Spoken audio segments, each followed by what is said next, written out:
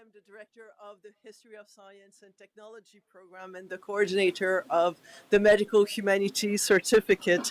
And I would like to welcome all of you here at King's College, which sits on unceded Mi'kmaq land in Ejibuktuk, the Great Harbor. This land is governed by the treaties of peace and friendships, agreements that were meant to embody Emsit Nogukma, all my relations. That's a phrase that reminds us not only that we are connected, but that such a connection calls us to gratitude and responsibility. And we recognize that those treaty relationships, we have often neglected them and we have broken them. And my hope is that tonight's lecture, where we're going to reflect on how we relate to one another and the world around us, will help us imagine ways of renewing those obligations.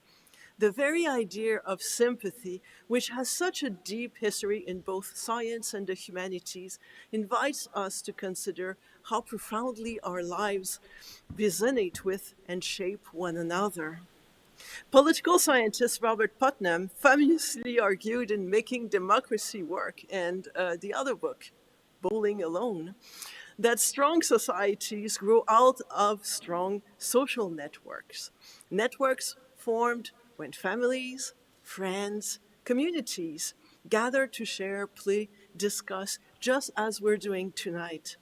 With that in mind, I want to extend heartfelt thanks to everyone who has collaborated with King's History of Science and Technology program to make Dr. Holmes' visit possible and bring her into our classrooms, in conversations with many of us, in lectures here tonight, but also in the Classicist department, and also on the radio on Main Street.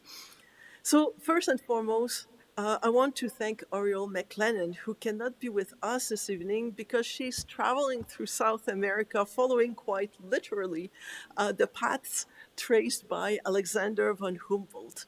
Like Humboldt, 8th has long been fascinated by how people resonate with their environments and with one another.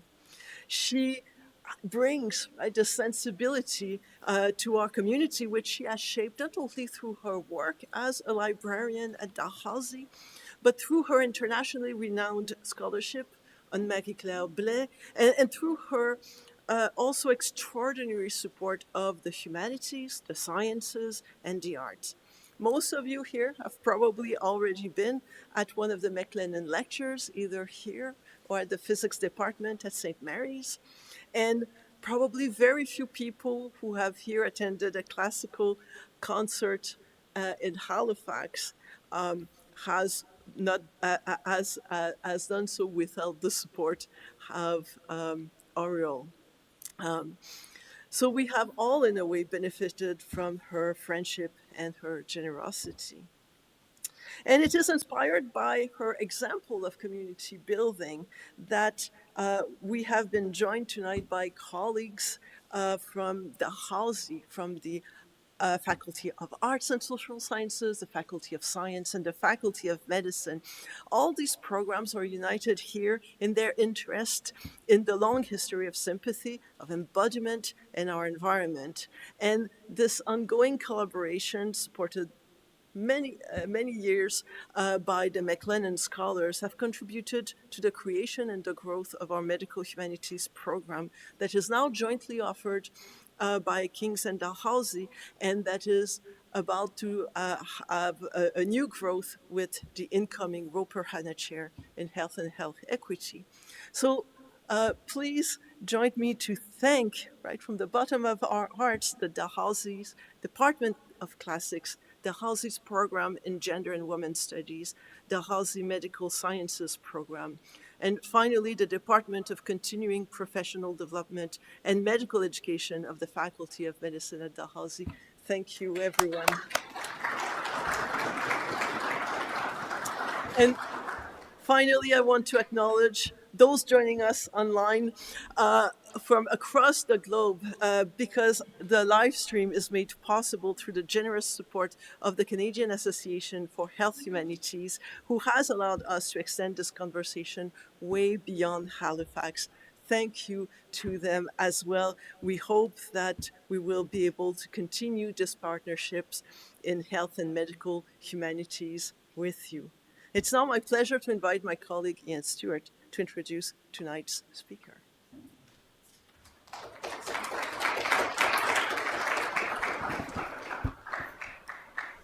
Hi, everyone, friends, colleagues, visitors to King's.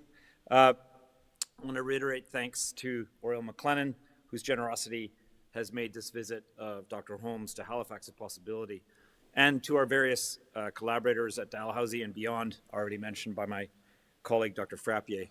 Thank you, Melanie, for working tirelessly with me on making this happen tonight, and to Katie Schmidt, the host administrator, who's done a lot behind the scenes. Thanks also to President Leahy, who's joining us tonight.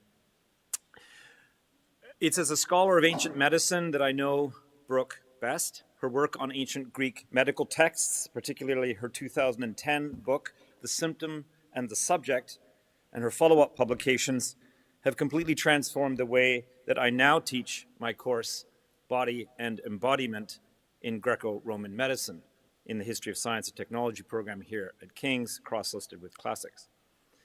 For a few years now, I've read Brooke's field-defining scholarship, and now here she is.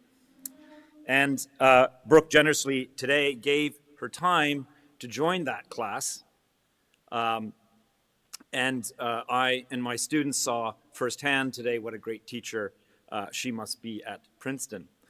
Today was the best class of the semester in that course, I'm sure, because of her presence, and I know my students who are here would agree. Dr. Brooke Holmes is a big name in her field of classics and ancient philosophy, especially in the field of the history of medicine. I invite you to explore her websites.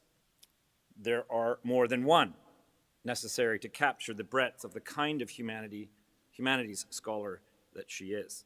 A deep reader of ancient Greek and Roman texts and contexts, a philosopher who invites us to think the ancients in a renewed way for our times. And beyond that, someone who engages with the visual and other arts and material cultures, ancient and contemporary, in ways that seek both the situatedness and the timelessness of creative expression. Brooke is a humanities scholar in the best sense, one who invites us to engage with worlds foreign to our own, on their own terms, so as both to understand them and ourselves anew, sometimes in stark contrast and disagreement with them and with one another.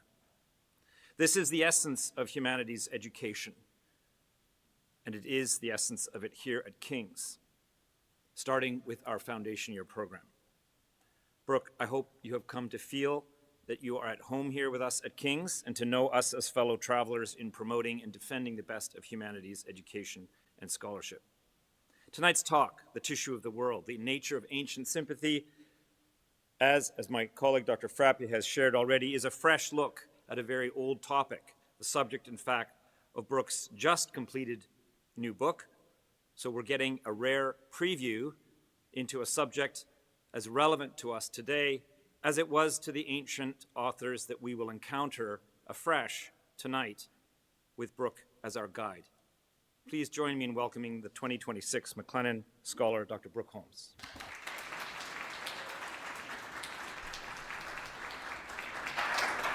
All right, thank you so much. Can everyone hear me okay? Great. Well, it's such a pleasure to be here, and it's really an honor to be delivering the 8th Annual MacLennan Lecture here at King's today. I arrived on Monday, and just in a few days, I've had an incredible opportunity to get a sense of the work going on here in the humanities, collective thinking, thinking without the kinds of boundaries that seem to define overly academic work, but with deep intellectual commitment and rigor. So it was a real joy to join Ian's class today, and I'm thrilled to have the opportunity to be able to share this work with you. I want to thank 8th MacLennan for making this possible, to thank colleagues in the Department of Gender and Women's, the program in Gender and Women's Studies in the Department of Classics for welcoming me, particularly Eli Diamond and Michael Fournier, and I want to thank Melanie Frappier, who's been wonderfully helpful in bringing me here, and above all to Ian Stewart, who's shared a couple of years ago the way that my work has been incorporated into some of his teaching, and there's nothing more important or meaningful than to hear that from a colleague, to think that your work is affecting people. So it's really a joy to share this new work with you today. Everywhere we look these days, we're being asked to see connections. We have mounting evidence of the interdependencies of Earth systems and ecological crisis and our place in all of it. The trees and the worms and the microbiome, the pandemic on the horizon and the plastics in our brain and the ever-mounting heat. We are wedded to our phones, and our phones are wedded to the world. There's a quantum mesh that enfolds us. Now, I'm an American, I know, but I still believe in science.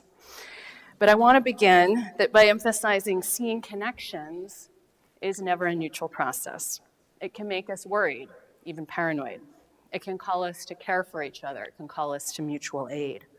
But by definition, we never connect the dots alone. We never make sense of connections in isolation, whoever we are. So one of the big questions that I'm interested in today is how we make a we by seeing the world out there together as a world, by which I mean a matrix of relation. Now that's a big question. And the way I want to approach it this evening is by introducing you to the concept of sympathy, or sympatheia, which was introduced in the ancient Greek world around the 4th century BCE. Now, by sympathy or sympatheia, what people writing in ancient Greek meant was simply the sharing of what happens to one physical body with another. So ancient sympathy is much more expansive than our sense of modern sympathy. Now, sometimes our ancient sources talk about sympathy as something troubling. One Latin translation for sympatheia is contagio, the basis of our word contagion. But most of the time when our ancient Greek sources talk about sympathy, they're thinking about something more positive. They're thinking about unity. They're thinking about wholeness. They're thinking about what kind of community has to be in place for things to share their affects. And one of the answers that they start to give to explain sympathy in the world is nature. That is, nature as a cause of community between natures. So over the course of my lecture, I'm going to refer to nature in this sense as capital N nature. And my argument tonight is that we can get a better sense of how nature started to be seen as a cause of community in the ancient world by looking at the history of sympathy in that world. Now, I'm assuming that all of you, or most of you in the room, when you look out at the world, you see it as capital N nature. And if you think about the history of how people came to see the world in terms of nature, you may already be thinking about the ancient Greeks, those standard ancestors of what we call the West. This ancient Greek story is part of my story today. And I want to affirm that when we see the world out there as nature, we're part of a history of seeing the world as nature that goes back to the ancient Greeks. But what happens when we introduce sympathy into the history of nature? First, I argue that we can get a better sense of the history of nature in this big N nature sense, the sense we usually mean it today. Again, nature is the cause of communities between natures. That meaning of nature, as we'll see in a moment, isn't present in our earliest examples of physis in Greek texts. Second, by following the history of sympathy as the history of capital N nature, we're quickly going to have to leave classical Greece behind for the polyglot, culturally layered, networked cities of the Hellenistic and the Roman imperial Mediterranean in the last centuries BCE and the first century CE. And so this kind of a story about nature is the opposite of a powerful version of a story that's long been told about been told in modern Europe and North America about the origins of nature in ancient Greece. So on the story that I want to tell today, there wasn't a moment in classical Greece where people had a revelation and saw nature as the truth of being, and that was it. Rather, people coming together from across ancient Afro-Eurasia start to see nature as a cause of community by starting to connect the dots between what they see out in the world, connecting those dots with each other. And this is, I argue, what the history of sympathy shows us. And I think that this history matters because the kinds of communities that we make with an ancient past as ours powerfully inform the kinds of communities that we make with each other today. So I'm going to start with a bit more about what sympathy is, and I'm going to start with Plato and say something about why the relations between nature and affective communities became important in the 4th century BCE. And then in the second half of the talk, I'm going to give you a bird's eye view of the history of ancient sympathy in the Hellenistic and Roman imperial periods, up to the most important Platonist after Plato himself, Plotinus. So we'll start with the inquiry into nature, affective relation and affective community. So, hope everybody can see, okay, good. So Plato's Republic, which was written in the 4th century BCE, is an exercise in political imagination. How should we design the best city? How should the citizens live together? What do we have to exclude from the city if we're gonna live well? So as far as this last question goes, Plato is notoriously hostile, as you may know, to poetry. His critique comes to a head in Book 10 of the Republic. So Socrates, who's the dialogue's narrator, says, even the most rational citizens among us, we lose control when we go to the tragic theater.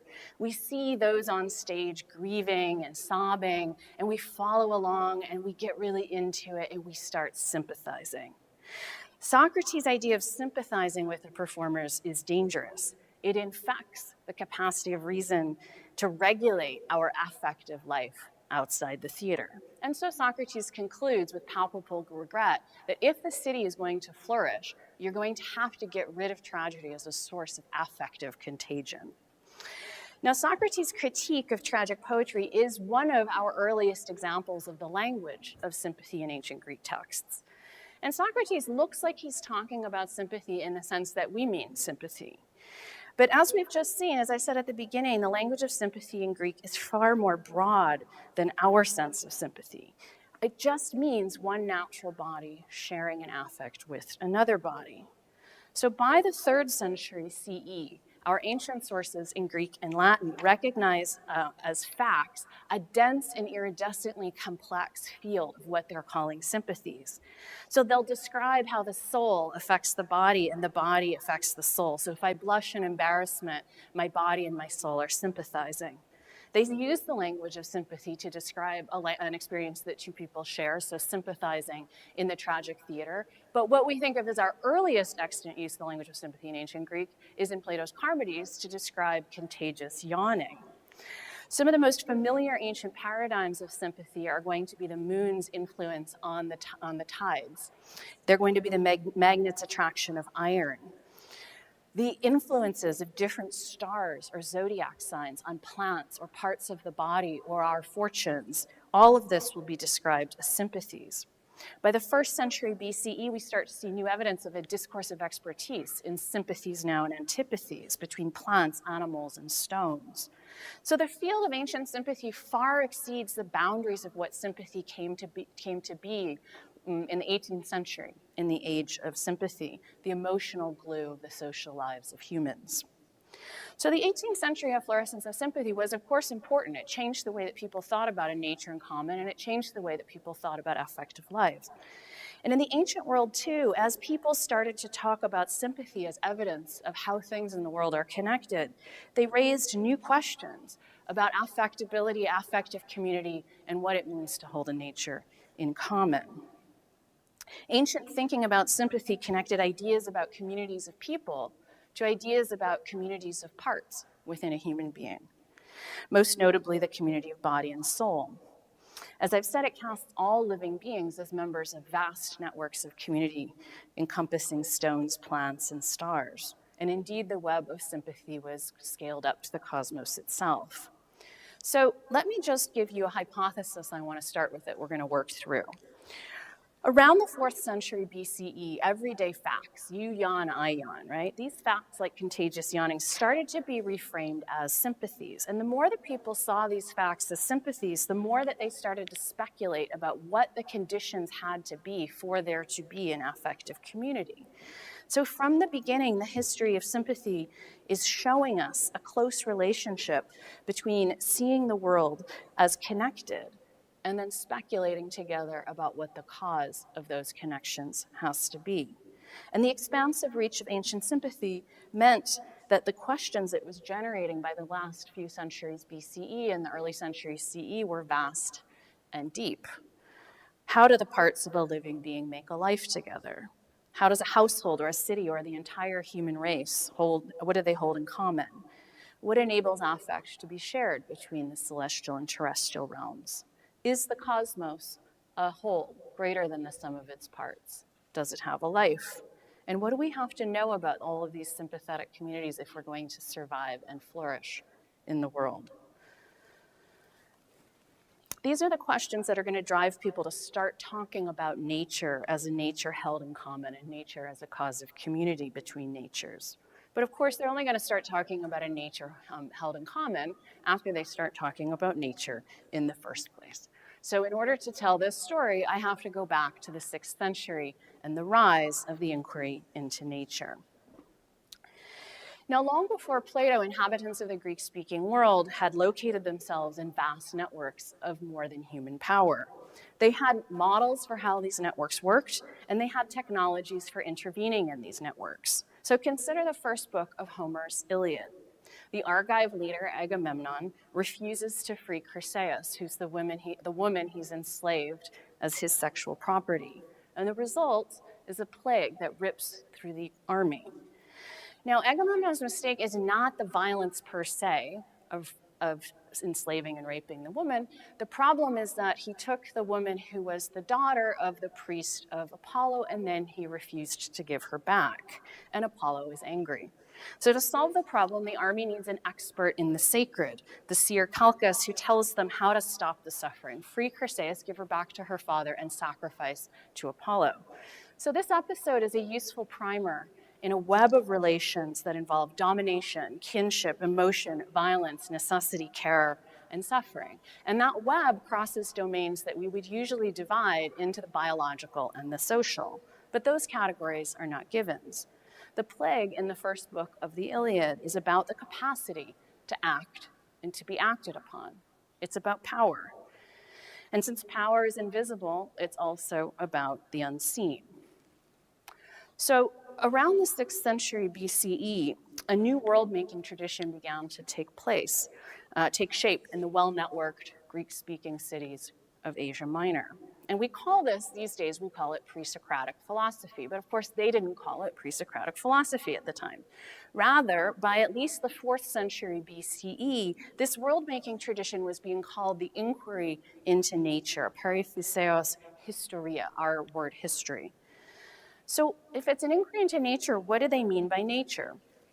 The earliest cases that we have of the word for nature in Greek, physis, can refer on the one hand to a kind of vegetal principle of generation or growth or nutriment. Physis can also capture the ability of anything, any body, to act and to be acted upon in predictable ways. A nature then will seem to explain why something that is living will cohere as one thing over time, or it will explain why any natural body behaves predictably as it does. So it can explain why the daffodil sprouts and blooms and it looks different, but it's still one thing. It may explain why fire will heat. But what it doesn't explain in our earliest sources is how natures make a community together. That is capital N, nature. So what happened then is that people started imagining the world below the threshold of perceptibility differently. The most important actors in Homer's world are mist-cloaked gods like Apollo, and they act through their emotions and their intentions alone. And their intentions can do a lot of damage. When people start talking about impersonal causes like natures or stuff in the body or bodies themselves, they are going to produce new stories about how and why things happen the way they do because of the power circulating below the surface of what we can see. Now, one important meaning of nature we've just seen is that the capacity to act and to be acted upon. It thus redescribes the world in terms of a new kind of affective relation, one that requires now bodies to be in contact. Indeed, one that's going to require bodies to be invested with power, dunamis. The rise of nature as a cause, then, is also going to explain with new stories, going to generate new stories about why people suffer. The plague, after all, lays bare the dangers of living together, the same way tragedy does, according to Socrates in the Republic. But while the Iliad emphasizes that the victims of plague are vulnerable to the gods' rage and the mismanagement, shall we say, of their rulers, the problems with tragedy arise from the lowest parts of our soul, which are in close contact with the body. And it's the body's turbulent life among other bodies that Plato thinks the problem with affect begins. And Plato's not the only person who's anxious about affect in the 5th century. So one of the common translations of the word pathos, even in the 5th century, is disease. It's precisely because it's not enough for a body to just be a body, as Socrates puts it in the first book of the Republic, that we need medicine to manage an embodied affective life. And as people started to worry about this new part of themselves, the physical body, they also started to worry about this new thing called the soul. And as a result, affective life by the 5th century was a matter of life and death, and Plato is very attuned to those risks. Now, Socrates' worries about tragedy also reflect the fact that being affected was not a neutral experience in 5th century democratic Athens, which had taken on board the idea of the physical body. So as they began to think of themselves as having bodies, Athenian citizens started to focus on the ideal of mastery or autarky, being in control of your body, managing its vulnerabilities. And if you're not in control, you're like a woman, you're like a slave. These are the natures that are defined by natural passivity. So the Athenian democratic ideology of self-mastery, which aligns power and autarky, is excessively worried about the affective life of the body.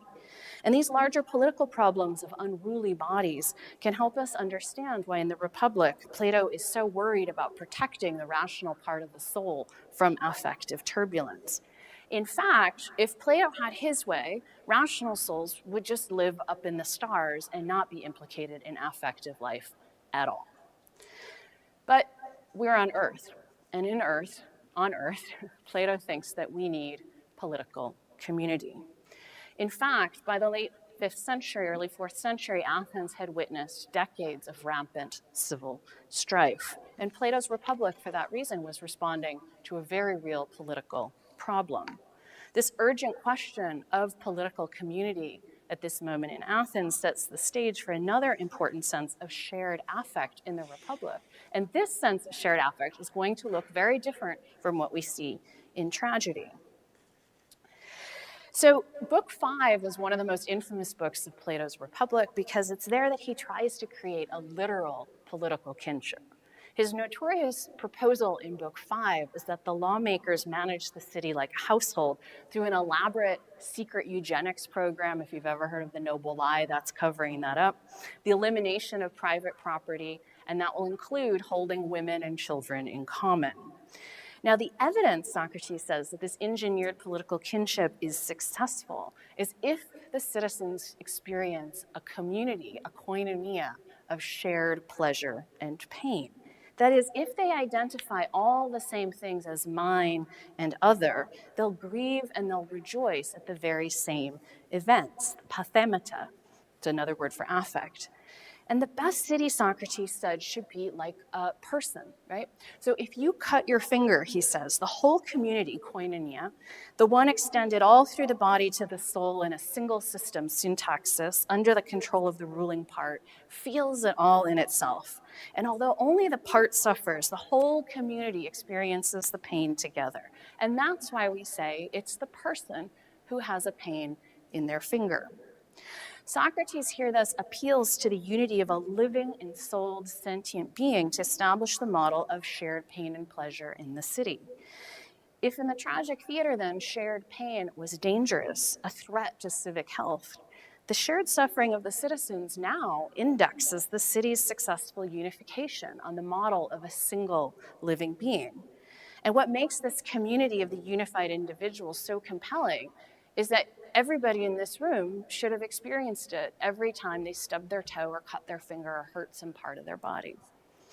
So the analogy that Socrates gives us in Book 5 focuses our attention on something surprising about shared affect in the 5th and 4th centuries BCE. And I call this a tension between affective contagion and affective community. Plato actually seems to suggest that the specter of affective contagion in the theater can be countered by the paradigm of affective life as community. And I would say that what we're seeing here are the very rich, sometimes troubling conceptual affordances that living bodies have started to provide people's imagination by the 4th century BCE. And this idea of shared affect in particular can help us see a profound uncertainty about affective life that comes with this new inquiry into nature. On the one hand, affectable bodies are devalued. They're female bodies, they're enslaved bodies, they're barbarian bodies, right?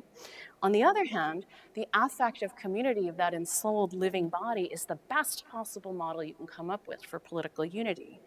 So the history of sympathy thus shows us how the problem of affective life within this new inquiry into nature could give rise to a tradition of world making with nature that would be, as I say here, both terrified of affect and obsessed with life. Life particularly as unified. When we talk about life as unified, what are we talking about? What are we not talking about? We're not talking about pure oneness. I don't like to do a lot of contemporary metaphysics, but I love this word. The mereological atom is something that has no parts. It's perfectly one. And the ancient idea of that was Eleatic being, no parts. But sympathy is not that kind of unity. Sympathy points to many things being made one, right? And that oneness being sustained over time. So it points to a kind of unity that is compositional, put the parts together, and diachronic, hold it together over time.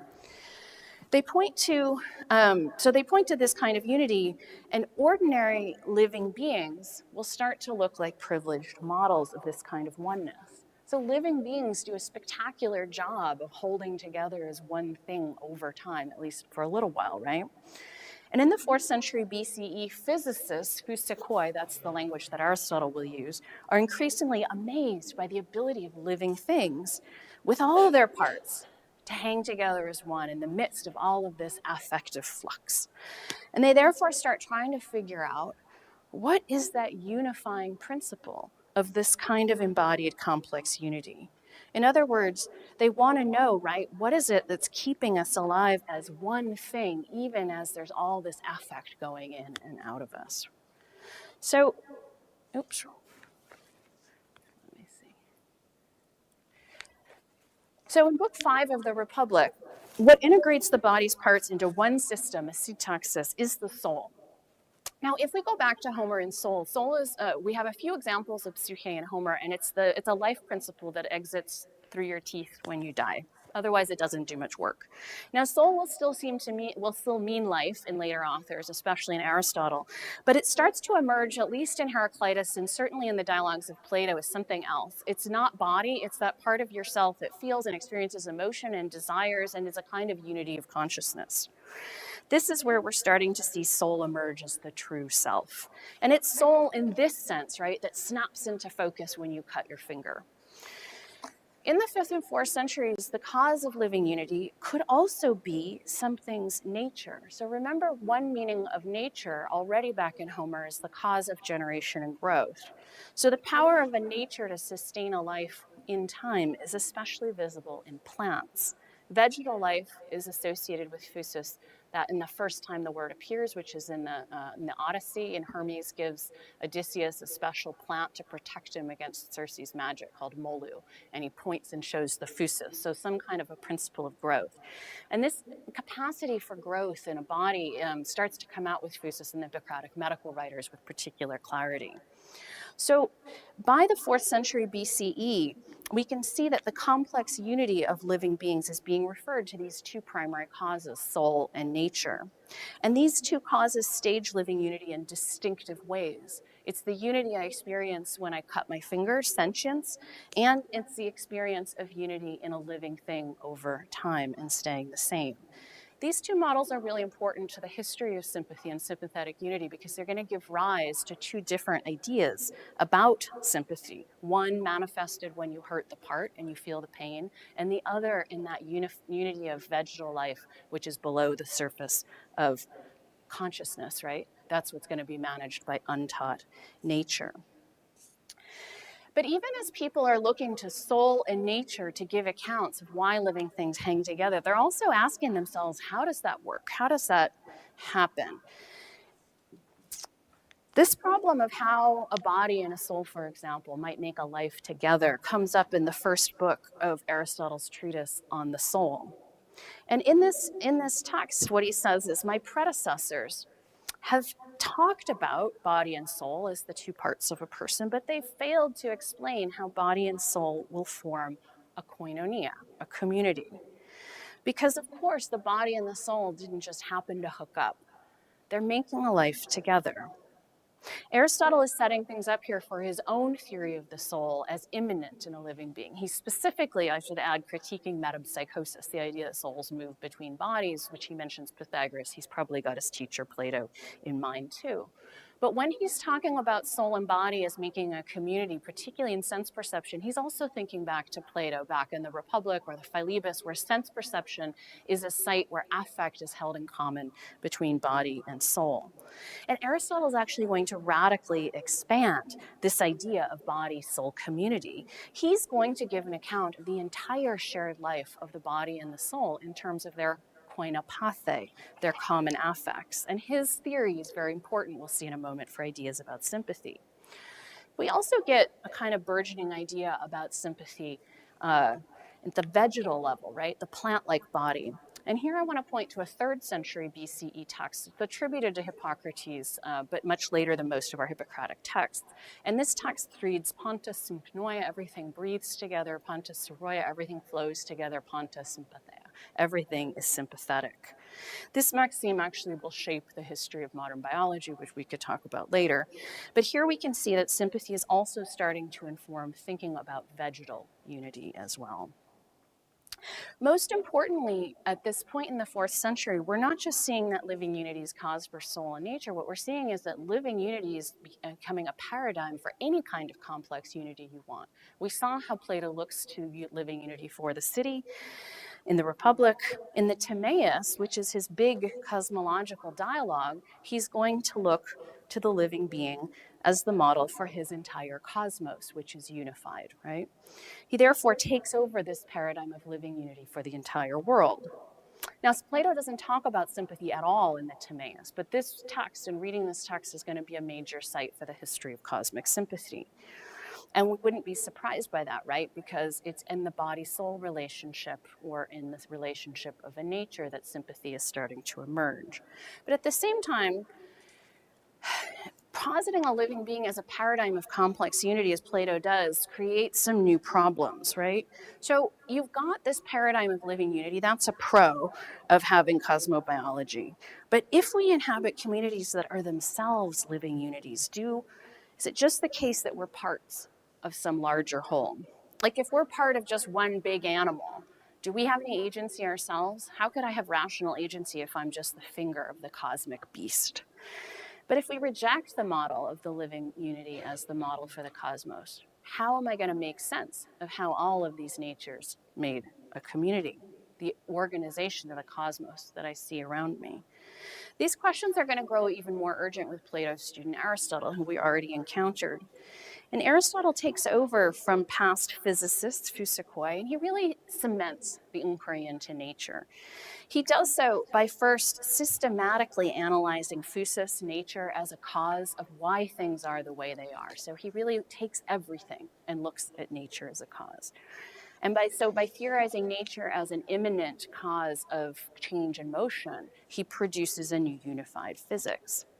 Why else is Aristotle important? With others in his philosophical school, most notably Theophrastus, he gathers a huge archive of facts about plants and animals. That is what we now call natural history. But these facts didn't start off as natural facts, right? They had to be made into natural facts. They had to be facts, things we know about plants and animals that now we can give an account of how they're caused by nature. Soul, too, if you're a living being. So already in the Hellenistic period, the making of a huge archive of natural facts is seen as the work of Aristotle and Theophrastus, the Peripatetics. Now, another genre that gets associated with the Peripatetics is that of the physical problem. Now, a problema in Greek is a puzzle. It's an obstacle to an explanation. So in book 7 of the physical problems, they're very worried about contagious yawning as a natural fact that seems to defy nature's capacity to explain why it happens. So all of book 7 of the physical problems are devoted to sympatheia, problems from sympathy. There's another problem that shows up there that might look familiar. That problem is, if I see you in pain, and the language suggests seeing someone tortured, why is it that I feel pain with you in my mind? What is the proposal that we see being broached there? Maybe we have a nature in common, koining, or maybe we have kinship, oikoiotes. This line of inquiry is important that we start to see in the physical problems, because if we followed this line of inquiry, we'd start to see the emergence of an idea of universal kinship with intersubjective sympathy among all human beings. But I want to pull back and think about nature even more broadly. What about then that web of entangled relation of symbiosis and competition that we see in the natural history? Aristotle and Theophrastus documented all of this web-like relationship in the world, but it's really hard to see how they gave an account of it. It seems as though neither Aristotle nor Theophrastus wanted to see the cosmos as a living being the way Plato had, probably because for Aristotle, a substance is a living being as a whole, which has parts. And if we're in the cosmic beast, we're definitely not going to be wholes, right? So he's trying to avoid the problem of cosmobiology, but he has a really hard time explaining nature if he's going to do that. Capital N nature doesn't look like a concept that Aristotle is working with. Okay, where are we at this point? I've gone through these big questions that are opened up by the problem of shared affect and affective community and relations between natures for 2 reasons. One, I wanted to locate the problems within the inquiry into nature in the 5th and 4th centuries BCE. But second, I want to show you how the problem of living unity and the relation between natures are open-ended and urgent and important questions in the 4th century. And that means if we want to see how these questions get answered, we can't stay in classical Greece. Rather, the history of sympathy is the history of capital N nature is going to take us along the entangled itineraries of the inquiry into nature in the Hellenistic and Roman imperial period and the broader Afro-Eurasian region.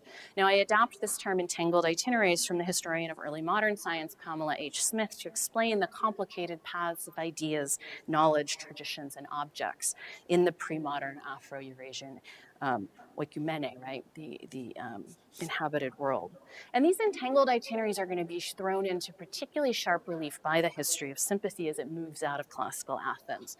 So let's turn to that story. So I suggested at the beginning of my lecture that following the history of sympathy undermines standard stories of the history of classical nature that start with the pre-Socratics and end with Aristotle. Aristotle's important, as we just saw, but what happens if we take Aristotle not as marking an end point, but as marking a turning point, right? Not the point we leap now to modernity or leap to the present, but a switching point, right, in the history of capital N nature. What if we think about him and Plato and the Hippocratic texts as texts that we have to read through what I'll call the reception of the inquiry into nature? When I talk about the reception of the inquiry into nature, I'm talking about all the many ways that texts written in Greek were read as authoritative within diverse communities of exegesis, debate, and cosmo-anthropological expertise in later centuries. And we're still living in this world of the reception of the inquiry into nature. Who in this room has heard of Hippocrates? Yeah, okay, pretty good. Well, all of my students when I teach medicine, they all know Hippocrates, right? We're living in a world made by the reception of the inquiry into nature. And ancient people, too, were reading these texts as part of the process of trying to make sense of the world now thought to be caused by nature, right? In fact, the first time that we ever hear about the inquiry into nature, that phrase I gave you earlier, is in Plato's Phaedo, and he scripted an autobiography for Socrates. Socrates talks about he was really interested in the inquiry into nature when he was young, but he wasn't quite sold on natural causes. And one day he hears someone reading from a book. Books are important. The book of Anaxagoras. And Anaxagoras says he thinks mind causes everything, the cosmos. And Socrates goes, that's a great idea. Yeah, mind. And then he reads Anaxagoras and he thinks, what a waste of money. Never should have bought the book. Now, Plato scripts this for Socrates, right, as an account of Socrates' autobiography, but we might read it through Plato. Plato tries to give an answer. How could mind explain the world? He writes the Timaeus. And he writes the Timaeus and he makes the cosmic animal, right, with a soul and a mind to explain the goodness and the order of the world. Now, Plato is challenging the physikoi, the physicists here, but he's working within their interpretive community. Still, it's Aristotle who did more than anyone else to define this common project as one of physicists. Now, Aristotle was working in a period when the boundaries of the Greek-speaking world were being radically expanded by Alexander the Great. Macedonian imperialism in the last half of the 4th century BCE changed the sense of Greekness itself as something that was held in common.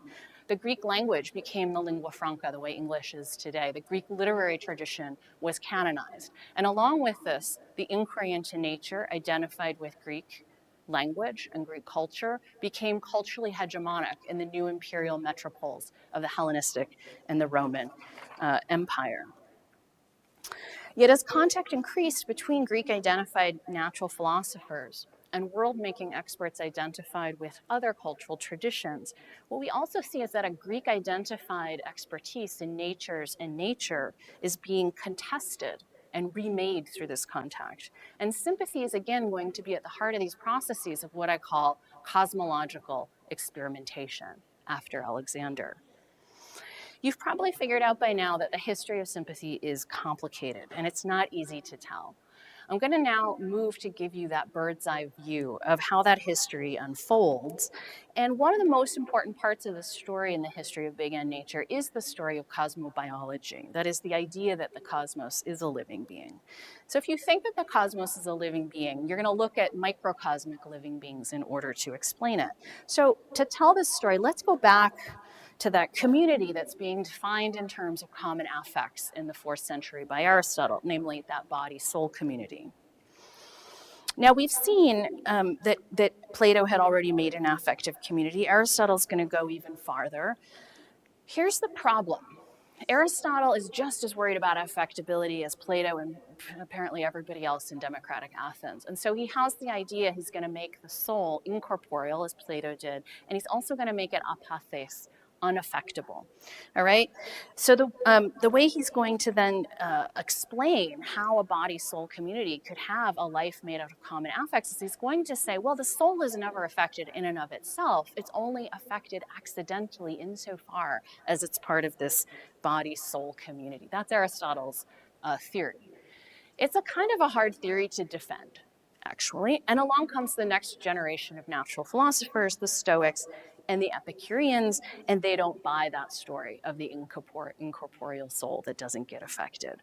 So both schools are working in Athens in the late 4th century BCE and the first half of the 3rd century BCE, and they both adopt the axiom that only bodies can act and be acted on. So if the soul is going to act on the body, then it will too have to be a body.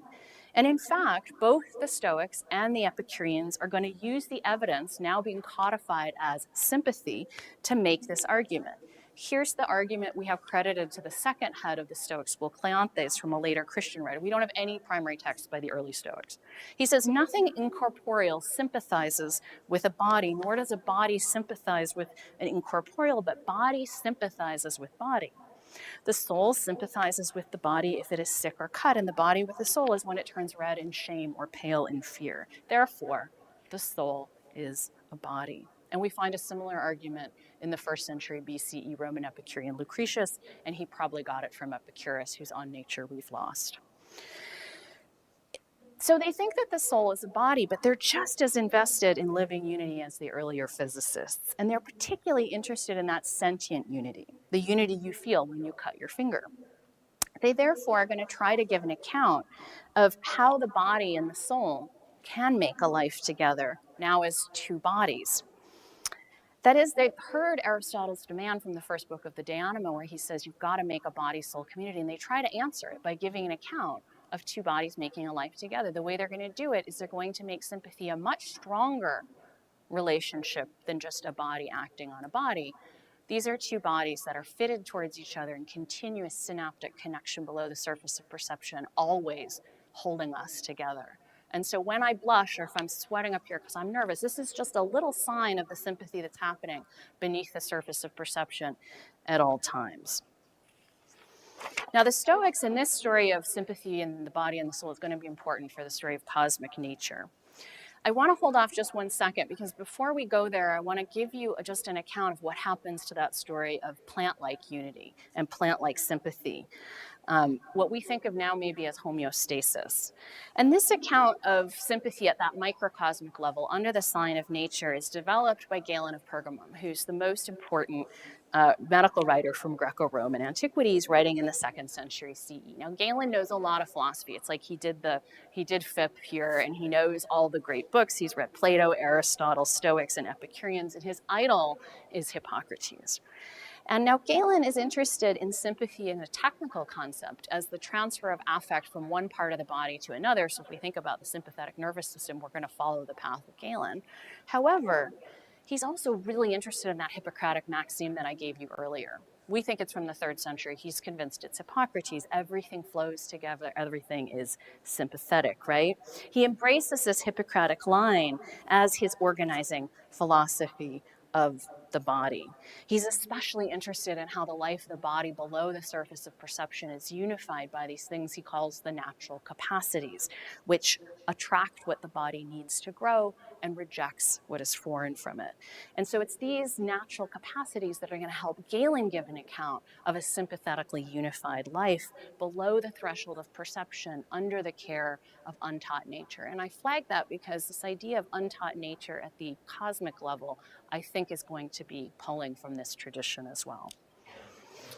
So let me now turn to this idea of cosmic nature at that capital N level and the idea that the cosmos is a unified living being.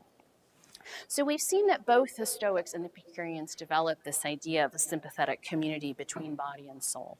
But the Stoics actually go much farther. They think that all unified bodies, from stones all the way up to the cosmos, have sympathy, right? And they thought that the cosmos was a living being, just like in Plato. They're cosmobiologists. Sometimes I say cosmozoologists. The founder of Stoicism was Zeno of Citium. He was a Phoenician colony on Cyprus. But at the time that he was coming up and being interested in the world, end of the 4th century, Athens was where it was at, right? So I was like Halifax, there's like 10 universities, you come here, right? Because this is where the action is. So he comes to Athens and he studies at Plato's Academy. That's probably where he got the idea that the cosmos is a unified living being, but he goes on to found his own school of Stoicism. In the painted Stoa. And so Zeno thinks the cosmos is a living being, but it's probably not Zeno who comes up with the idea that the cosmos is sympathetically unified. We think that that's the third head of the Stoics, Chrysippus, who develops this claim that the cosmos is unified by some special breath called pneuma, and that makes it sympathetic with itself. So I'm going to just summarize this argument here, but we find in Sextus Empiricus, writing a little bit later, again, preserving Stoic arguments, this idea of an argument for the sympathy of the cosmos, which goes back to that story we saw in the Republic, the cut to the finger, right? And the Stoics are going to use the cut to the finger that's felt by the whole person in order now to explicitly argue that it proves that unified bodies are sympathetic. Their parts sympathize. And having established this premise, they're going to try to argue that we can see that the cosmos is also unified on the basis of its sympathies. The cosmos does not have fingers in pain. What do we call cosmic sympathies? We call them things like the lunar influences on the tides, the changes to atmosphere in concert with the stars, or the fact that everything is going to bloom together in spring. These kinds of connections and sympathies are only possible, the Stoics are going to argue, if the world is unified, right? So they start to encourage people to see the whole cosmos, including the heaven and the earth, as sympathetically connected. And the name that they give to this cosmic unity most often is nature. That is, through cosmic sympathy, they start to see capital N nature working automatically to unify growth and development in cosmic life. But if you're a Stoic and you think that the cosmos is a perfect rational animal living its perfect life, then you are probably going to think that it can only live its life one possible way, right? They therefore see in the mesh of sympathy's web something much more than nature. They see the action of fate. Fate, they think, controls every single event in cosmic life, down to the eyebrow that you might be raising at this idea. They double down on the idea that we're parts of the cosmic whole. And I'm going to give you a passage from the abstract painter Agnes Martin that I think perfectly captures this idea of fate under the Stoics. Agnes Martin writes, "Everyone is chosen and everyone knows it, including animals and plants. There's only the all of the all. Everything is that. Every infinitesimal thought and action as part and parcel of a wonderful victory. Freedom on the mountain, a glimpse of victory. We seem to be winning and losing, but in reality there is no losing. The wiggle of a worm as important as the assassination of a president." Given the tight weave of sympathy's web, the Stoics think that our freedom as rational agents consists of only rationally assenting to what happens according to cosmic nature and the life that it manages. So the sage, as it were, goes with the flow, but he agrees to his place in cosmic life. Maybe when you cut your finger, you seem to be losing, but there is no losing and winning in cosmic life. Now, the Stoics get pushback on this idea of the sympathetic web of fate. One of our best sources for Stoic sympathy is the 1st century BCE Roman author Cicero, who's writing at a key moment when Greek philosophical schools have basically been decimated by Roman imperial expansion. Roman philosophers are coming to Rome, sometimes as ambassadors and sometimes as slaves. Cicero seems to generally accept the idea of the natural sympathy that the Stoics have put forward. Like other ancient authors who accept the Stoic evidence for sympathy, what Cicero is afraid of is atomism, the idea that the world is totally disconnected. The atomists think that as sympathies, we're just little islands of life in the middle of this lifeless cosmos.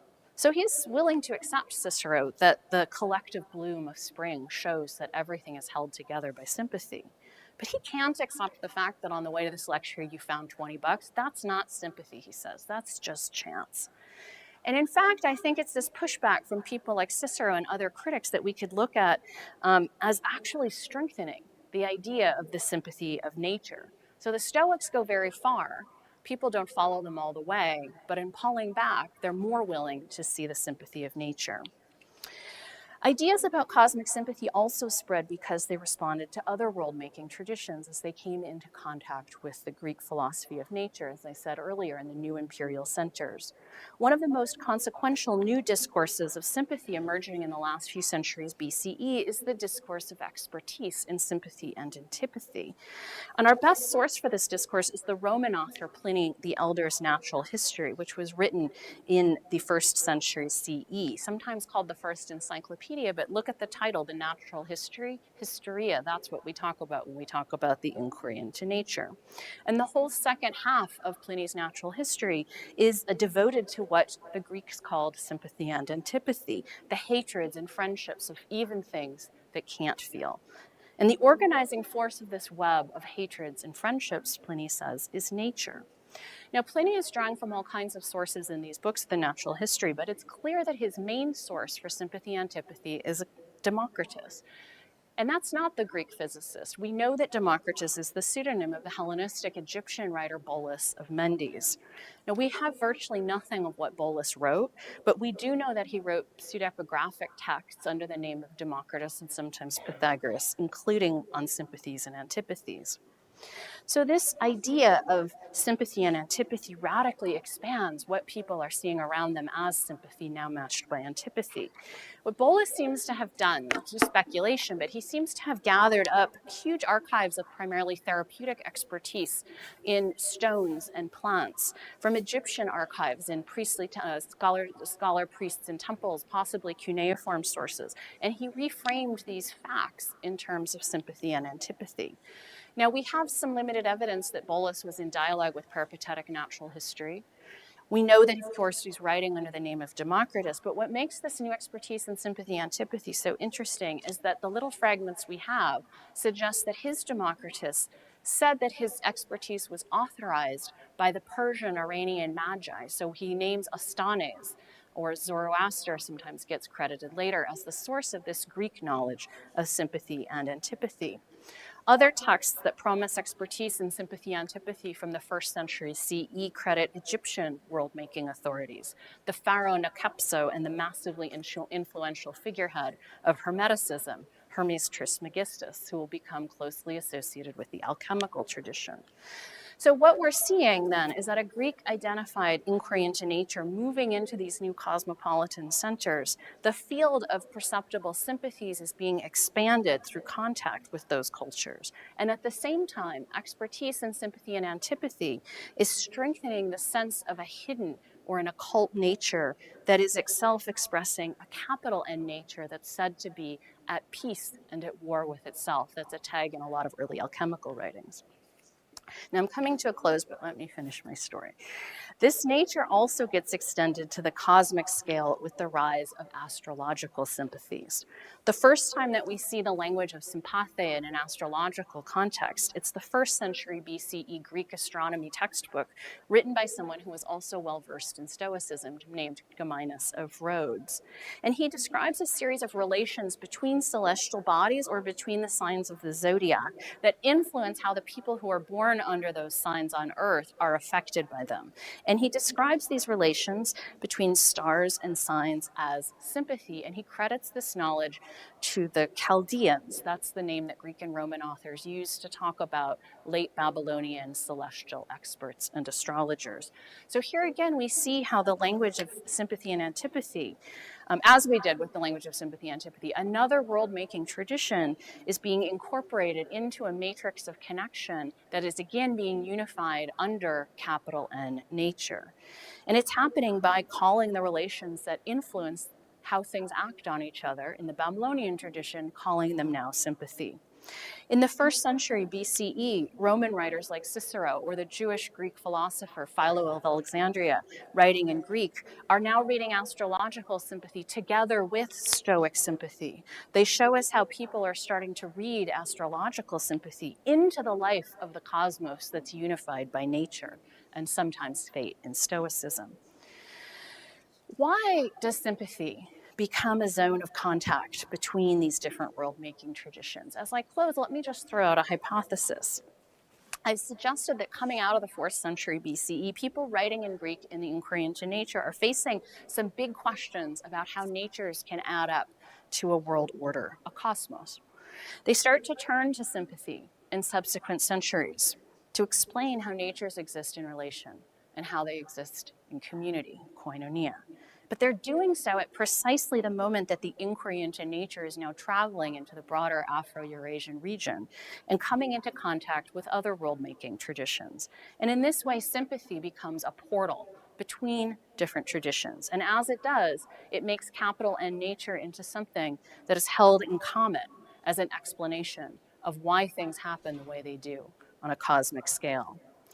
Now, the story of sympathy is even more complex than I can show you here, and it flourishes for 1,500 more years. I'm mindful of time, but I must share with you Plotinus, who is the most important Platonist after Plato.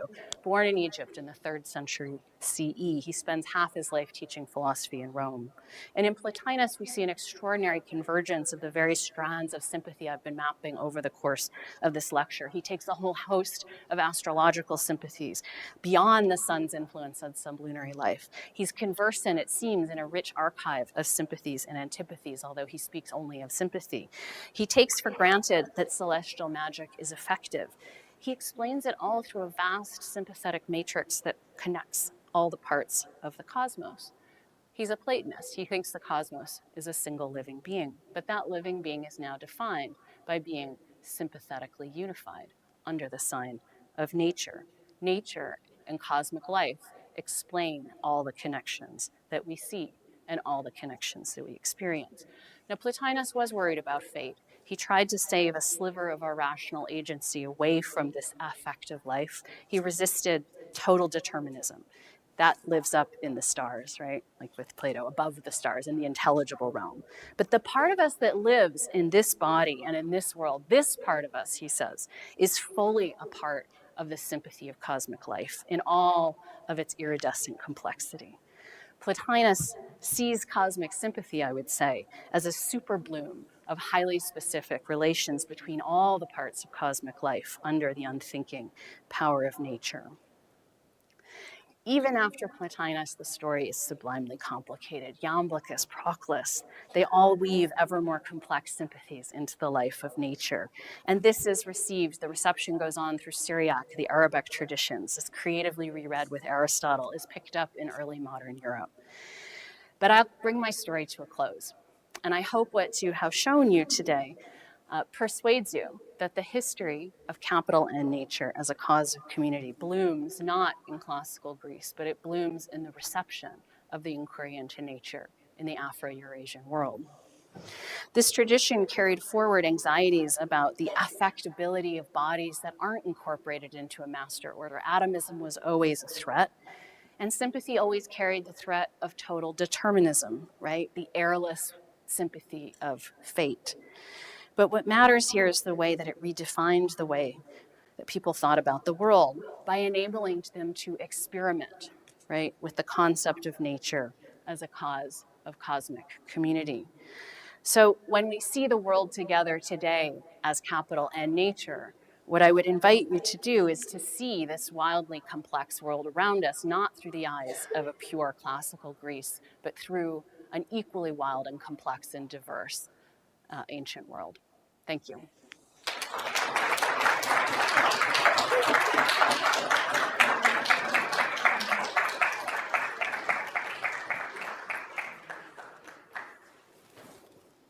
So we're gonna thank you so much.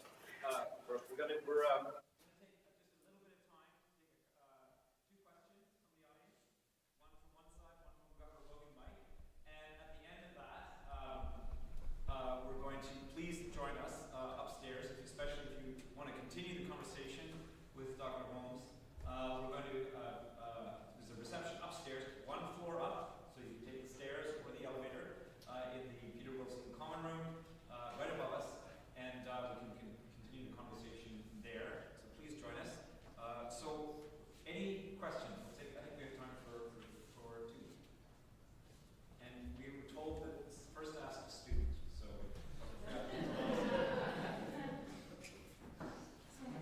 any questions from the students?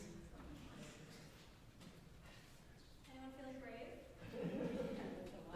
How about you guys?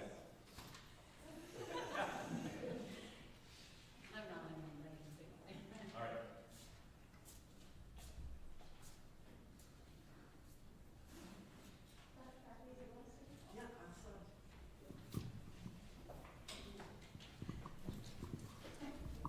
Thank you so much.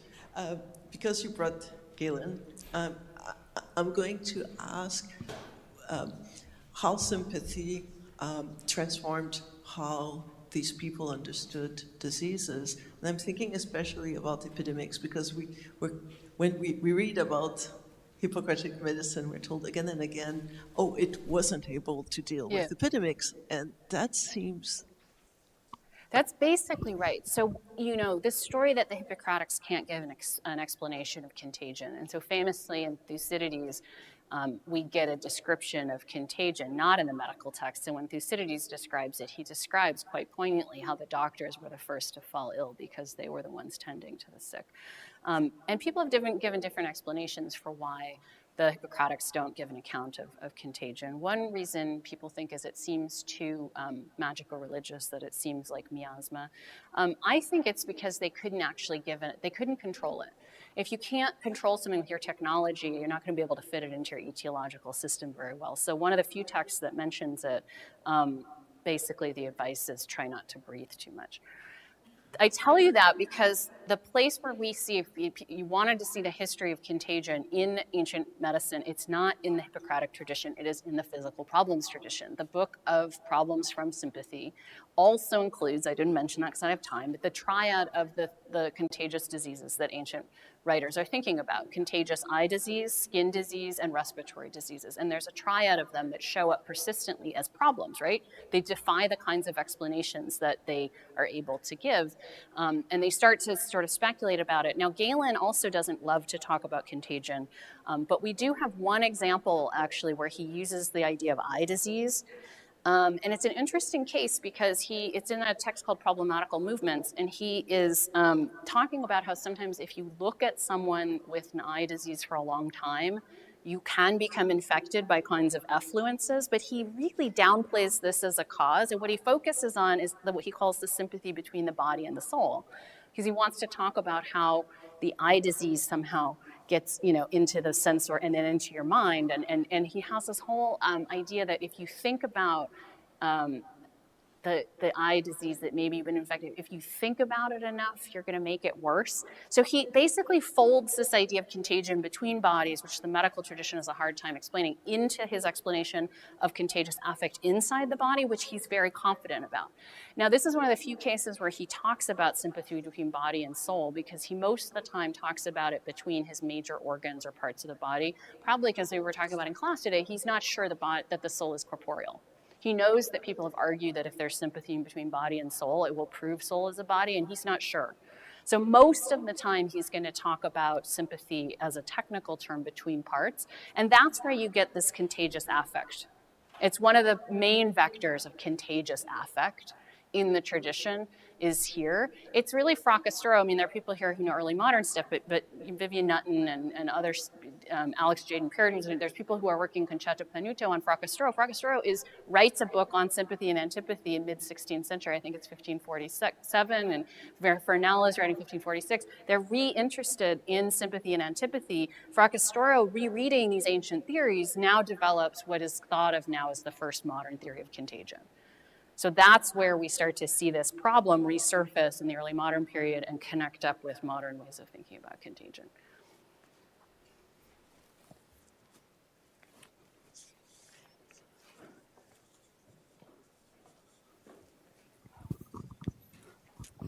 Hi, thank you, Doctor. So, well, I'm not a classicist, but I've done research in the field of transcultural psychiatry. And one of the early issues in the history of that field was about these sort of failures of sympathy, I guess, between the physician and the patient, where if there's a cultural difference between the doctor and the person who's suffering, there can be a sort of inability to sympathize or understand or fit that problem into an existing medical framework.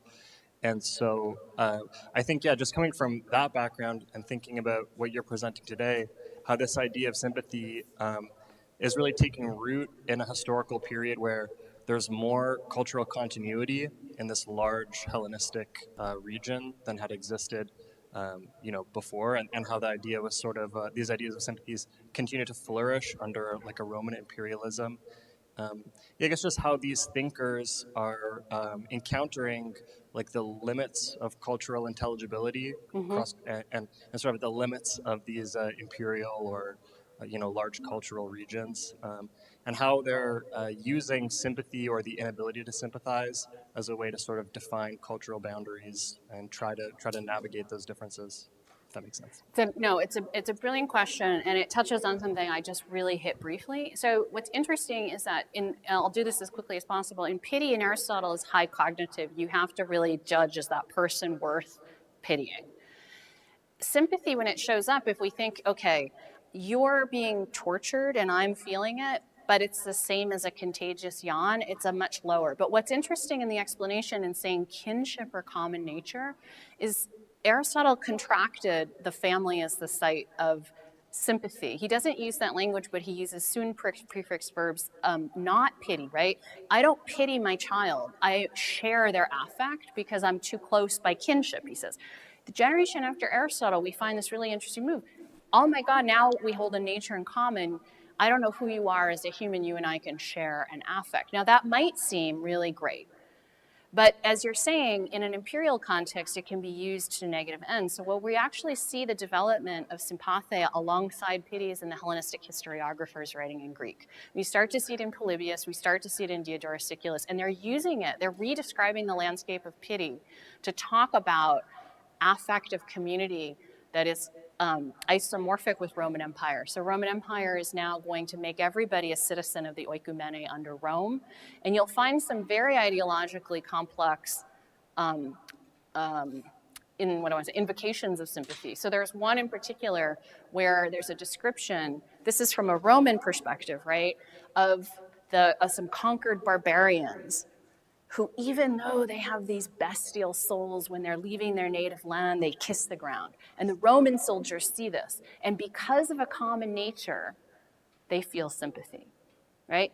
That, I think, looks a lot like the analyses of people like Lynn Festa or Zahid Chowdhury, who are looking at how sympathy and sentimental humanism, or Susan Sontag, is being used in kind of coercive ways under empire to affirm a common nature that in the fact is papering over power relations, right? And so I do think you see what you're describing, like a very interesting interaction between a move beyond family and city to these imperial communities, and this coupling of sympathy and pity is part of that story. So it looks really great. Yay, we're all universally kin, but I think it's actually much more implicated in ideas we see this in a lot of Roman writers like Pliny. Rome has brought order to the world, and it's like nature in unifying everything, and isn't it great? So I think you're picking up on something really crucial. Thank you. I know that one of the questions I want to ask you about is whether or not, but I'm not going to do it now, I'm going to do it upstairs at the reception, is whether or not the crisis of climate change has brought us into a new kind of sympathy. How is it that ENGOs get us interested in climate change? They make us feel for the polar bear. Or they make us want to save the climate, whatever that is. Interesting question. Join me again in thanking our 2026 MacLennan Scholar.